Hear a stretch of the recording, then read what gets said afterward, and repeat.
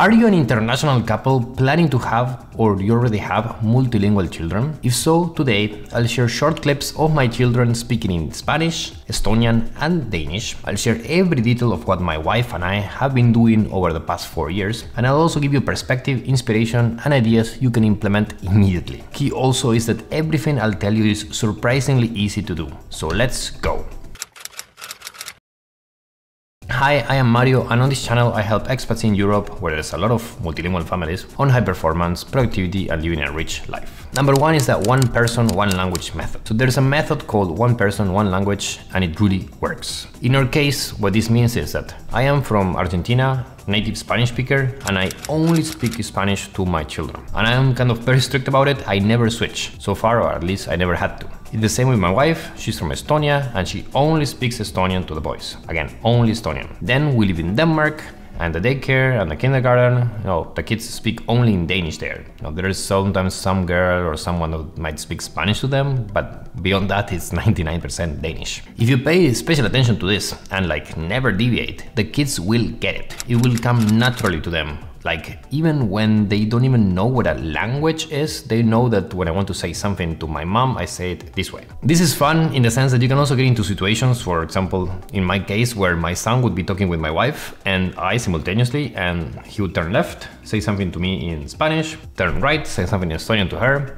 And again, instead of hearing me say about these things, let's look at it live. ¿Están desayunando? Mira, cuéntame que están desayunando. El puto necesita té, ¿ya?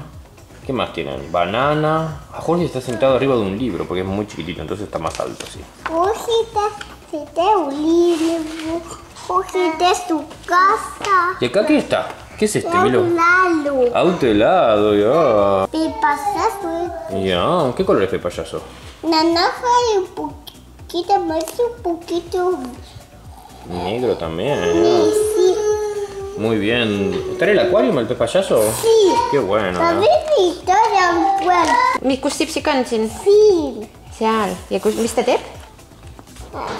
Sissip la Niki tuli sissipuala. Mis ta teeb seal? Kas ta on rannas?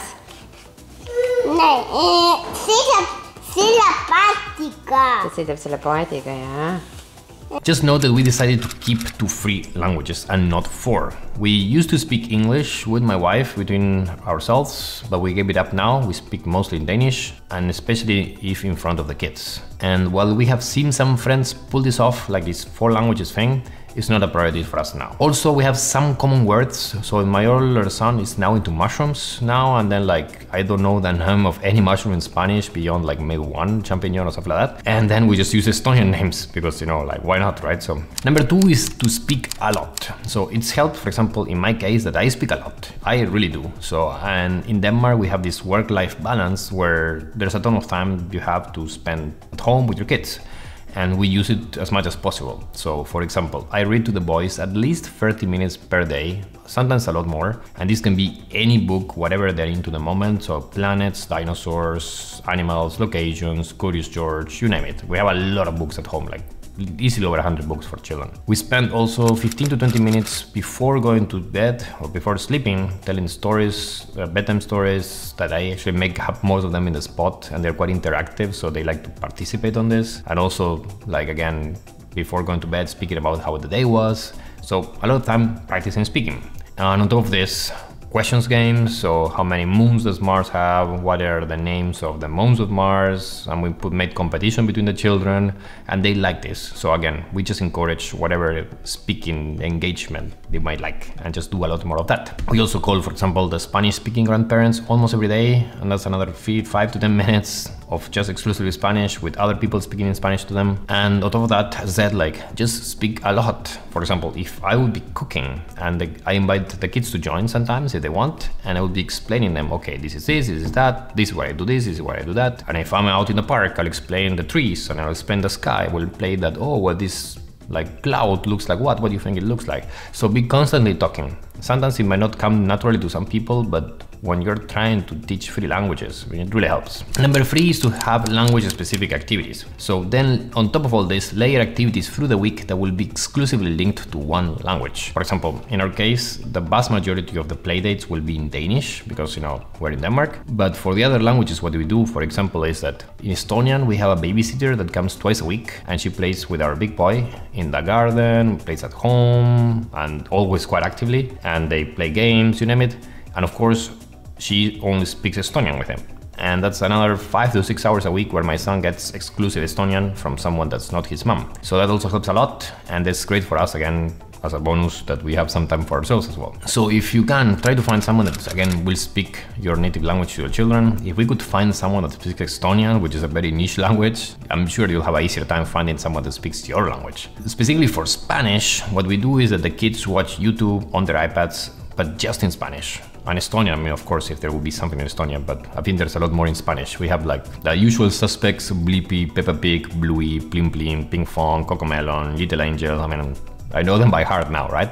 And they're all dubbed to Spanish. So we just put that, and you might surprise, but how much the kids learn to speak by watching TV or watching their iPads. We don't have a TV at home, they just watch it on their iPad. I have seen so much progress from my son on grammar and words and this and that because of all these programs that no problem of letting him watch that for an hour a day. On this point as well is that, for example, in my case, the kids have picked up a lot of Mexican Spanish. So I'm from Argentina, we say frutilla for strawberry, they say fresa, now my son says fresa because he saw it on the TV, or some specific words like tú, morado, like that. We don't use that in Argentina, but honestly, I don't care. For me, it's more important that he learns how to speak Spanish, that he can communicate in the language, and whenever he travels to Latin America, use the language, or to Spain. Like, no problem for me. If it doesn't need to be extremist, that it needs to be, oh, the Argentinian variation of Spanish. I don't care. And I think that you shouldn't either. Last, also on this, what we don't do is that we don't take the kids to any classes. There's no Spanish school.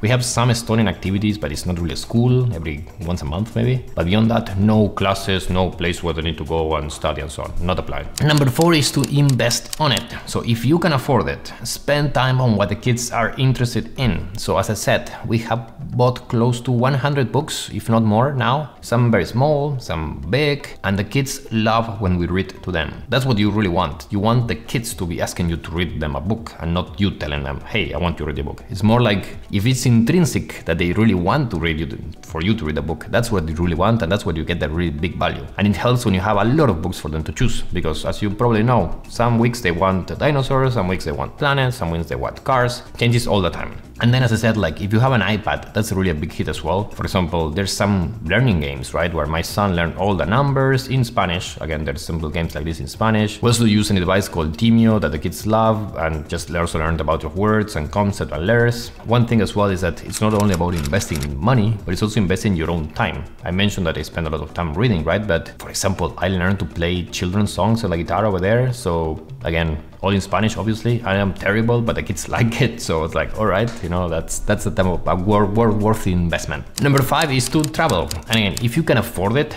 travel. I know it's more expensive with 2 kids, but again, it's fun for everyone. I should soon make a video about traveling with 2 kids, but for reference, my older son has been now to 35 different countries, and the small one has been to 15. There's not even one yet. Again, there's a lot of mileage, right? But there are 2 positive things about traveling, right? So if you travel, you normally spend a lot of face time with your children, like the whole day, most of the times. So there's a lot of speaking time. So they always pick up a lot of development when we go traveling. And also if you go, as we do sometimes, of part of the trips, to a place where they have to speak one of the languages they learned, that's great.